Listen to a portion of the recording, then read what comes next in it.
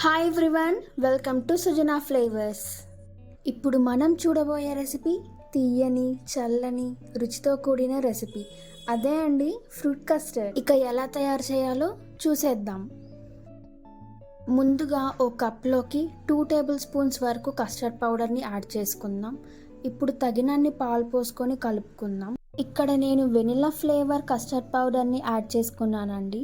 మీకు మార్కెట్లో దొరికే ఏ ఫ్లేవర్ కస్టర్డ్ పౌడర్నైనా యాడ్ చేసుకోవచ్చు.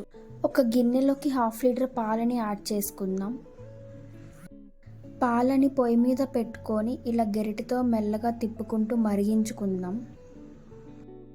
పాలు 2 నుంచి 3 పొంగుల వరకు రానిచ్చుకోవాలండి.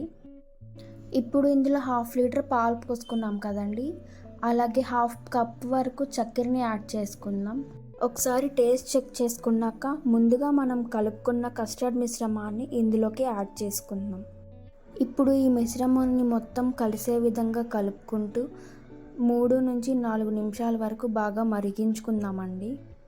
ఇప్పుడు స్టవ్ కట్టేసి ఈ మిశ్రమాన్ని మొత్తం చల్లారి పెట్టుకుందామండి. ఈలోపు మనం ఫ్రూట్స్ని కట్ చేసి పెట్టుకుందామండి.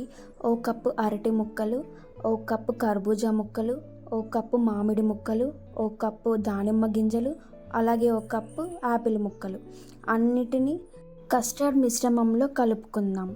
మన ఫ్రూట్ కస్టర్డ్ రెడీ అయిపోయిందండి. అలానే ఒక 2 నుంచి 3 గంటల పాటు ఫ్రిడ్జ్లో పెట్టుకుంటే చల్లగా తీయగా టేస్టీగా చాలా బాగుంటుందండి. ఇక సర్వ్ చేసుకొని తినేద్దామండి. మీరు తప్పక ట్రై చేసి ఎలా కుదిరిందో నాకు కామెంట్ చేయండి. ఈ వీడియో మీకు నచ్చినట్లయితే లైక్ చేయండి, షేర్ చేయండి, ఫాలో చేయండి, సబ్స్క్రైబ్ చేయడం మర్చిపోకండి.